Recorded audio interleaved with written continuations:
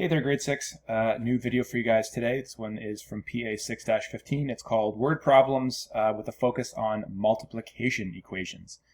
And so hopefully by the end, we'll be able to say that you can solve one-step multiplication word problems using equations, and then the second one is to solve word problems with the phrase times as many. And so again, it's going to be, using equations, writing equations with variables. It's going to be preserving equality, things that we've talked about up to this point. So those are kind of some of the skills you need to have already as you begin this one. Anyway, here's where we're going to begin, right? So what we're going to do is just review solving multiplication equations. And so there's a couple problems here. Just remember that you can rewrite these equations as division equations so that we can get, what can happen is we can get W by itself. And what I mean by that is I can say, well, this is W equals 27 divided by 3, so that W equals 9. Okay, that's kind of what we've talked about in the past. And so in terms of this one, right, again, we want to get W by itself, so we're going to rewrite this as a division question so that we can solve for W. Okay, so that's kind of how we're talking about it. And just as a quick reminder of how to solve multiplication equations, right? So I just wanted to remind you also of one other thing. In my equations, I always try to keep the equal signs all lined up, only one equal sign per line as best I can. I just find it's really easy to look at that way, and you can kind of see specifically what's going on. Sometimes, if you write something like all in one line, I feel like I might be exaggerating this a little bit, but I have seen stuff that's similar to this, where it's all just kind of like one line, and there's so many different things going on, and this line has 1, 2, 3, 4, 5 different equal signs. I really like this better, personally. Anyway, so what we're going to do now is just talk a little bit about something called scale factor. So we have this situation where Shelley is 3 times as old as Edmund. Who is older, Shelley or Edmund? And so it says that it's Shelley is 3 times. Okay, so Shelley's older. How many times? Well, it says here 3 times. Okay. So Shelley equals, and this would be the equation that we can write. Okay. Shelley's age is 3 times how old Edmund is. Okay. So the number tells us how many times larger or smaller one part than the other. In this case, 3, this is called the scale factor, right? That how many times, that's called a scale factor. And so if you would like, you can just quickly pause it, and you can, we'll just work on number 1 on page 84 if you'd like. Otherwise, just keep following along. So what we're going to do now is just review sort of the connection between something called sets and multiplication. And so there's an example here that 5 people can sit in each car. There are 3 cars. So then the question that we're looking at is, well, how many people can sit in the 3 cars together? Well, it's 15, right? That's the answer to that question. It's 15. And how do we know? Well, it's 5 people in each car times 3 cars equals 15. And so the way that we look at this is the total is going to equal the number of objects in a set times the number of sets. And so in this problem, 15 is the total. Okay. 3 is the number of sets. And then 5 is the number of objects in the set. That's how we have to look at this problem. Okay, and so again, it's multiplication. So there is a connection between talking about sets of numbers and multiplication. Okay, so there's a little question to practice here where it says to identify the total, right? And so we looked at the problem that it was going to be total equals number of objects in the set times number of sets. So what we have to do is try to identify those 3 different numbers.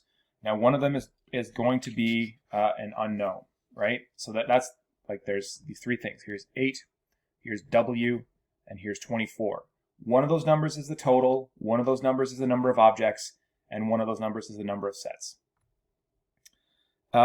And so what we're going to be looking at is that the total here is going to be 24, because it says that there are 24 people altogether. And then so that's going to equal the number of objects. In this case, it's 8. There are 8 objects, and we don't actually know the number of vans, right? So this is how we're going to write this equation. This is what we've identified. There are the 24 is the total, 8 is the number of objects in each set. And then if you want to just solve it, you can write out the steps like this.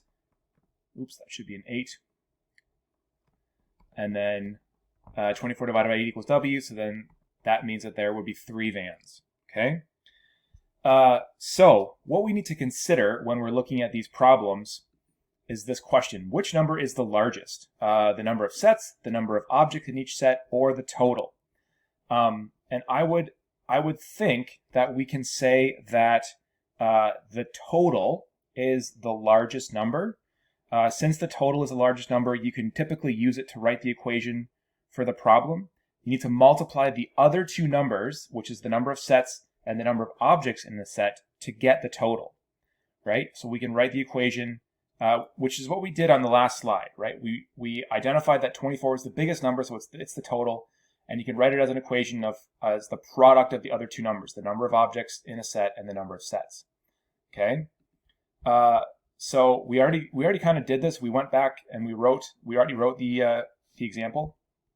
So let's move on to the next couple of slides.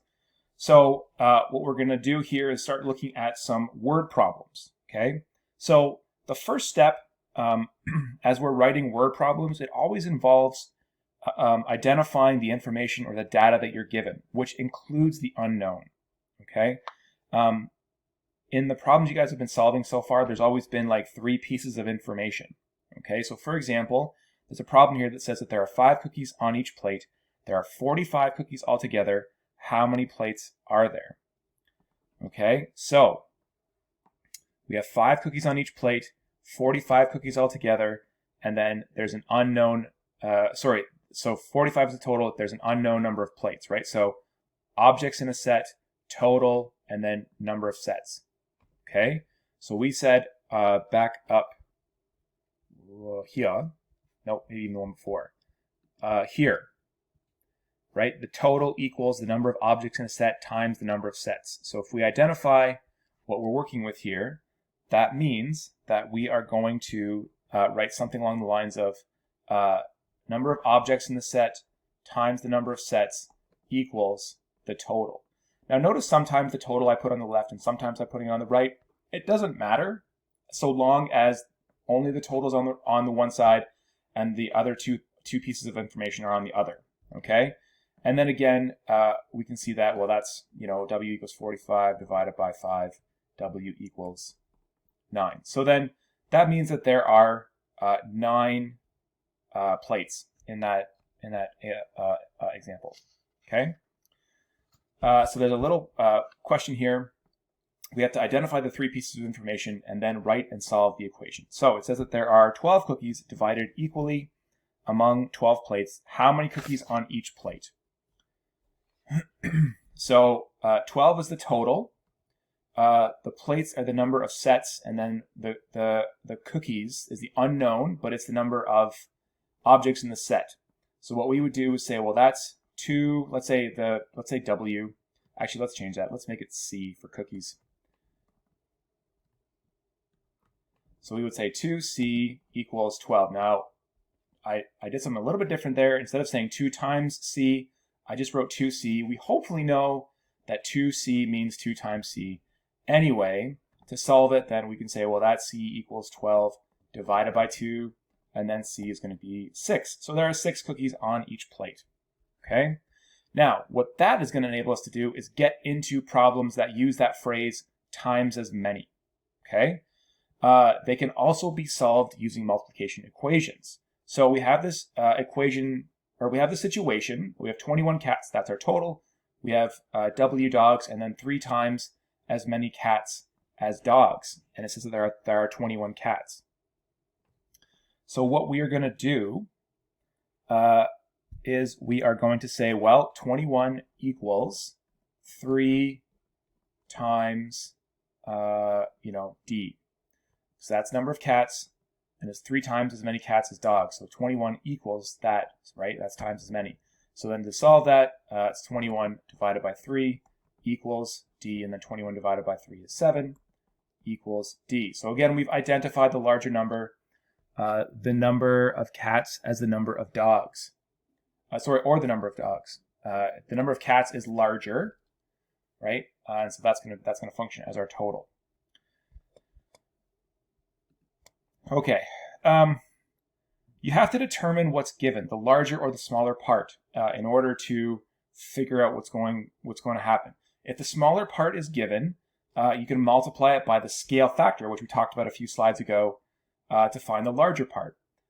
If the larger part is given, you can make it equal to the smaller part multiplied by the scale factor. And so, again, you really do, these equations are like a total equals two numbers multiplied together. They're not two-steppers. They're not big, long, complicated things. They have three things. There is a larger amount, a scale factor, and a smaller part.